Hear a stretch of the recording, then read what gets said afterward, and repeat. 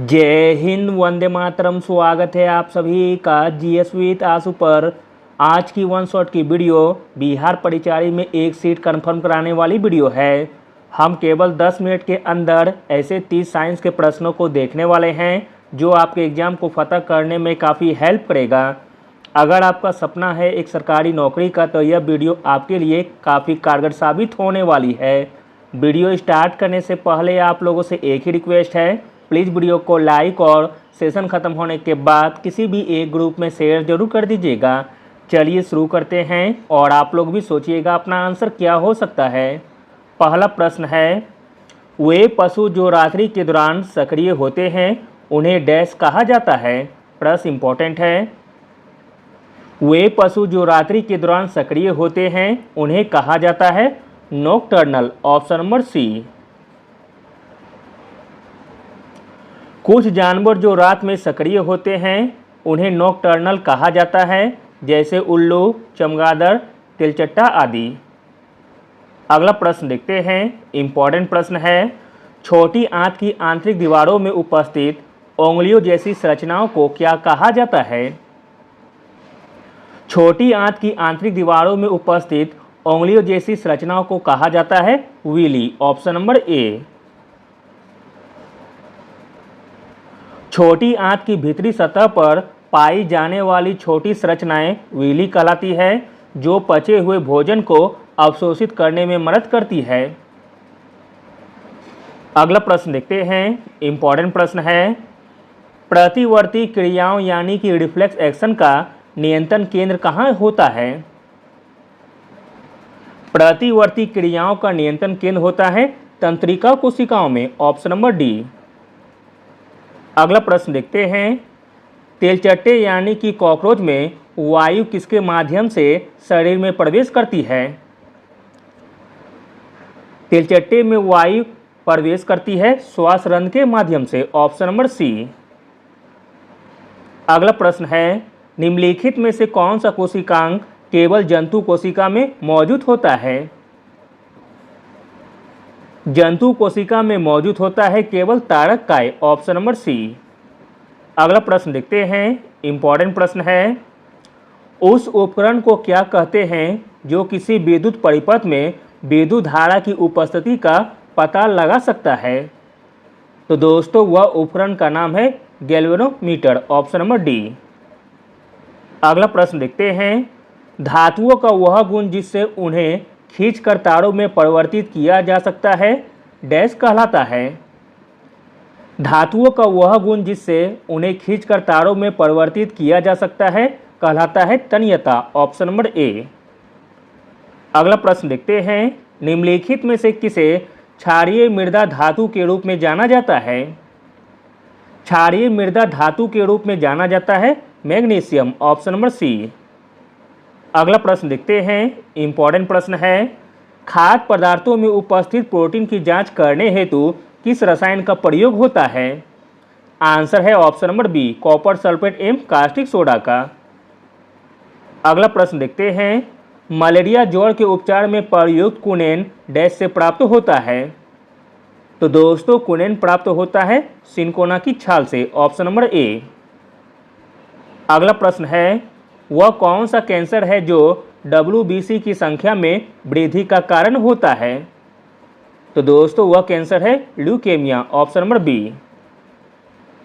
अगला प्रश्न देखते हैं, ग्लूकोज के अल्कोहल में बदलने की प्रक्रिया कहलाती है।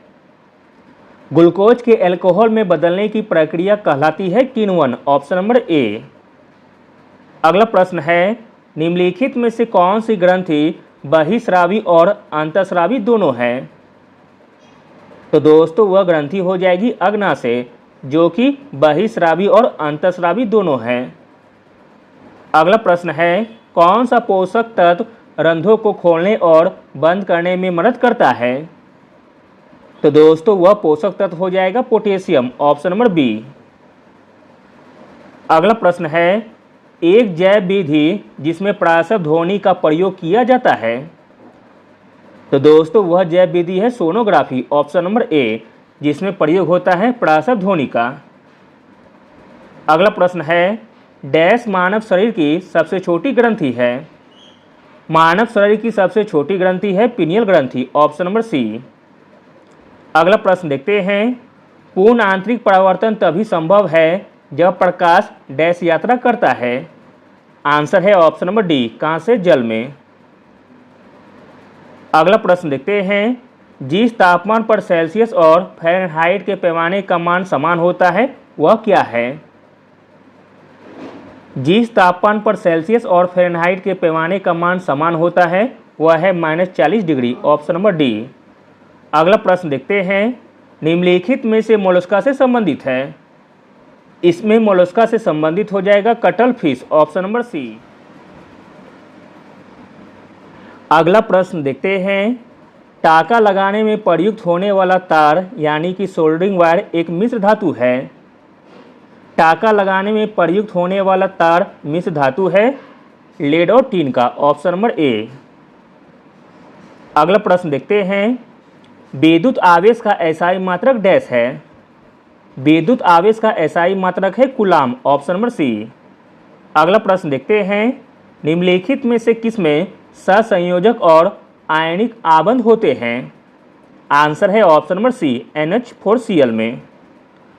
अगला प्रश्न है, निम्न में से हीरा का सूत्रम रूप कौन सा है? हीरा का सूत्रम रूप हो जाएगा क्रिस्टलीय कार्बन, ऑप्शन नंबर सी। अगला प्रश्न देखते हैं, आग बुझाने के लिए किस गैस का प्रयोग किया जाता है? आग बुझाने के लिए प्रयोग किया जाता है CO2 गैस का, ऑप्शन नंबर सी। अगला प्रश्न है, निम्नलिखित में से किस लेंस का उपयोग करके मानव नेत्र के निकट दृष्टि दोष यानी कि मायोपिया की समस्या को ठीक किया जा सकता है?